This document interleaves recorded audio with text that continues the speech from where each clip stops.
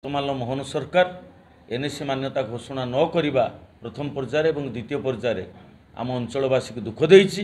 ଓଡ଼ିଶାର ଅଗ୍ରଗଣ୍ୟ ଜନନେତା ଉତ୍କଳ କେଶରୀ ଡକ୍ଟର ହରେକୃଷ୍ଣ ମହତାବ ସାହିତ୍ୟିକ, ଐତିହାସିକ, ରାଜନୈତିକ, କୂଟନୈତିକ, ଲେଖକ, ଗାଳ୍ପିକ ସବୁ କ୍ଷେତ୍ରରେ ପାରଙ୍ଗମ ହାସଲ କରିଥିବା ସ୍ଥଳେ ଭାରତବର୍ଷରେ ଏକ ସ୍ୱନାମଧନ୍ୟ ନାମ ଭାବରେ ପରିଚିତ ଏବଂ ଗଣତି ହେଉଥିବା ସ୍ଥଳେ ସେ ଆଗରପଡ଼ା ଅଞ୍ଚଳ ଯାହାକି ଅଞ୍ଚଳବାସୀକୁ ଦୁଃଖ ଦେବା ସଙ୍ଗେ ସଙ୍ଗେ ଡକ୍ଟର ମହତାବଙ୍କ ପ୍ରତି, ମହତାବଙ୍କ ମାଟି ପ୍ରତି ଅବମାନନା ଏବଂ ଅପମାନ ବୋଲି ଆଜି ଆମେ ଉପଲବ୍ଧି କରୁଛୁ। ସମସ୍ତ ଭିତ୍ତିଭୂମି ଥିବା ସତ୍ତ୍ୱେ ଆଗରପଡ଼ାକୁ ଏନ୍ଏସି ମାନ୍ୟତା ନ ଦେବା ବଡ଼ ଦୁଃଖ ଆଉ ପରିତାପର ବିଷୟ।